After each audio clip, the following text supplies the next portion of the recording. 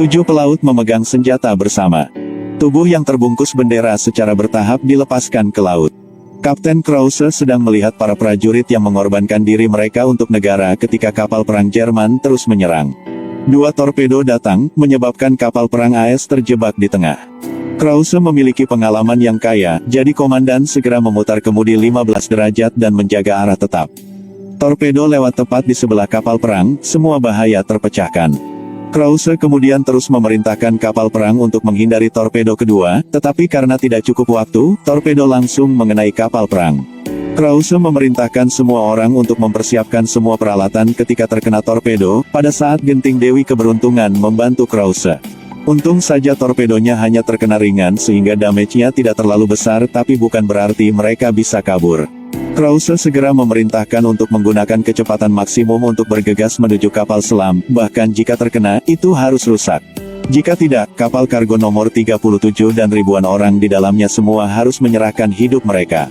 Hujan peluru bergegas menuju kapal selam tetapi tidak menyerah dan terus menembakkan torpedo ke arah kapal perang AS. Krause dengan cepat memindahkan kapal perang untuk menghindari torpedo.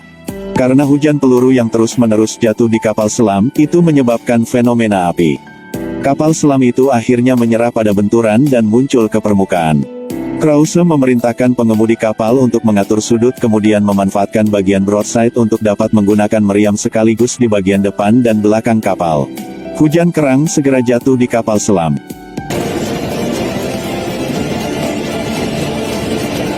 Kapal selam tidak dapat menangani tekanan sebanyak itu, jadi itu hilang dalam sekejap.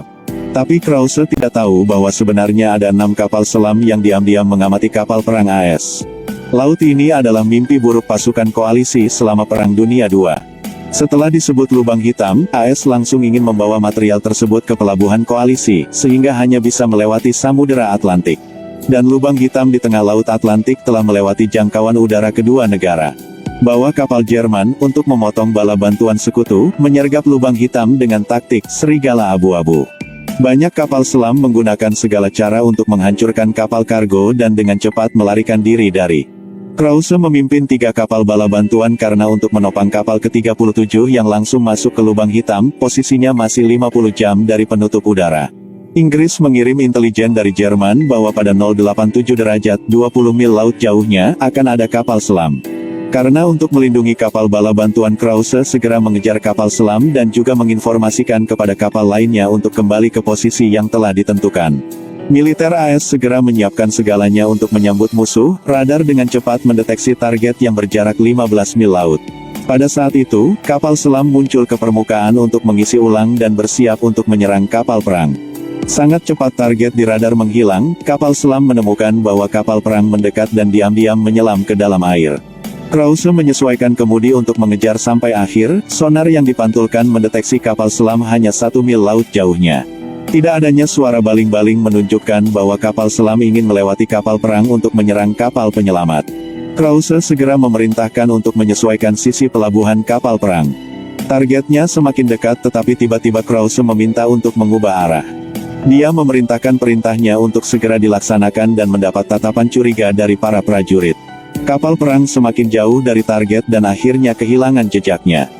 Para prajurit di kapal semuanya mempertanyakan keputusan Krause.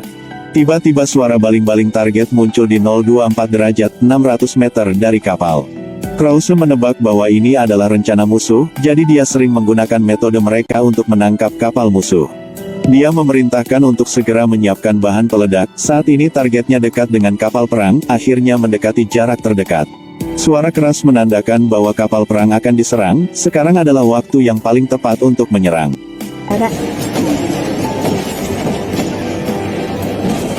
Meriam itu jatuh ke laut seperti jaring besar. Para prajurit mengamati permukaan laut untuk mencari jejak tetapi tidak mendeteksi tanda-tanda minyak.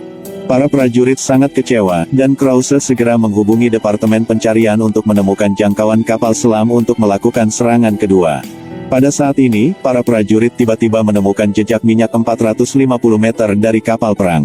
Departemen Sonar juga melaporkan mendengar suara tenggelamnya kapal selam. Semua orang mulai bersorak.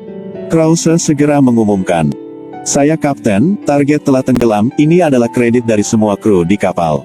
Krause memerintahkan semua orang untuk membawa makanan, jika mungkin, membawa makanan panas.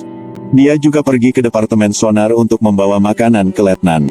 Setelah semuanya diatur, kapal bala bantuan mengirim sinyal mara bahaya. Pada saat ini, kapal bala bantuan telah diserang dan terbakar di permukaan laut. Mereka tidak lupa memberikan hadiah kepada Krause yaitu torpedo yang mendekat. Krause segera memerintahkan untuk mencari arah torpedo tersebut. Tapi karena masalah sinyal, tidak bisa mencari. Pada saat ini, Krause menerima kabar bahwa ada 6 kapal selam yang mendekat pada jarak 5-10 mil laut. Mereka tidak berbeda dengan sekawanan serigala pemangsa yang mendekati kapal perang. Krause tahu bahwa mereka menunggu sampai gelap dan akan segera berburu, karena pada malam hari tidak mungkin untuk melihat apapun. Apalagi saat itu kapal masih dalam keadaan beku sehingga sangat sulit untuk melarikan diri. Jika ingin menyerang hanya bisa menunggu matahari terbit. Mereka sangat licik sehingga mereka menghilang dalam waktu singkat. Kapal perang juga mengalami masalah saat ini. Saat ini, posisinya masih 36 jam dari penutup udara. Krause baru saja menyesap kopi setelah seharian tanpa makan dan menerima sinyal bantuan. Dia segera memberi perintah untuk bergegas maju untuk menyelamatkan. Ketika dalam jarak 1 mil laut, Krause memerintahkan untuk segera menyerang target. Sayangnya jarak pandang di malam hari terlalu terbatas. Menghadapi malapetaka, Krause segera memerintahkan semua orang untuk bersembunyi di dalam.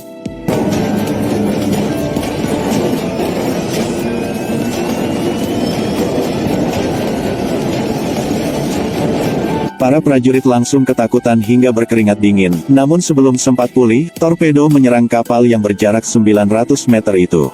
Kapal selam sangat licik, baru muncul di sebelah menangkap kapal, mereka langsung menghilang.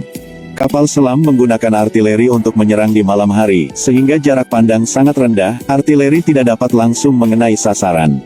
Peluru terbang ke kapal perang, menyebabkan beberapa tentara terluka. Jerman diam-diam melemparkan kulkas ke laut sebagai umpan. Suara kulkas berhasil menipu departemen sonar. Kapal perang segera meledakkan kulkas dengan meriam, dan pada akhirnya tidak ada yang diperoleh. Kapal selam yang mengandalkan kekacauan diam-diam lolos.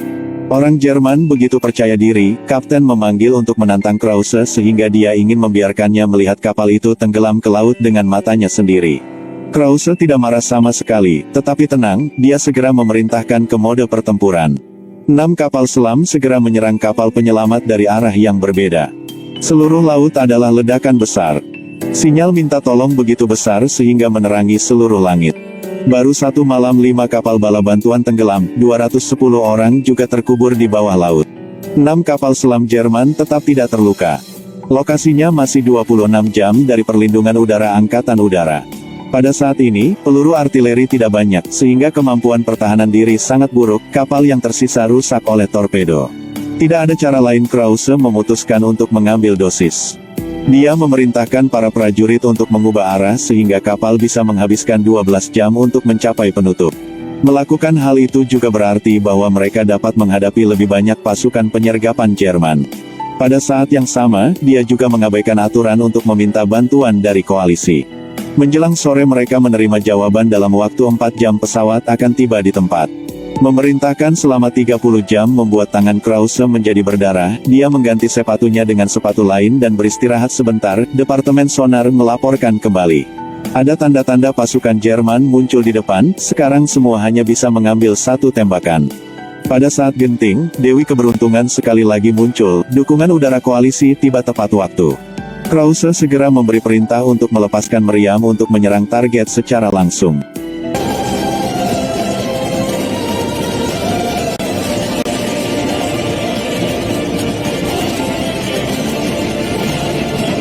Akhirnya para prajurit terselamatkan. Angkatan Udara AS juga datang untuk menyelamatkan tepat waktu. Kapal perang Krause menyelesaikan misinya. Dia segera melaporkan ke koalisi situasi, kapal kargo nomor 37 tenggelam, 2 kapal rusak dan kapal penyelamat hancur. 4 kapal selam Jerman juga terkena, yang juga merupakan kerugian terkecil dalam sejarah tim bala bantuan. Itu juga yang paling protektif dari kapal perang. Setelah menyelesaikan pekerjaan, Krause mengirim surat terima kasih kepada semua orang atas kerjasama mereka dan berharap perjalanan mereka lancar. Pada saat perpisahan, semua prajurit dengan antusias bersorak dan mengucapkan terima kasih kepada Krause. Ketika mereka datang ke London, mereka pasti akan minum bersama. Dan Krause kembali ke kabin kapal untuk mencuci dan membersihkan. Dia menyelesaikan misinya untuk membantu semua orang. Krause juga bisa istirahat sekarang.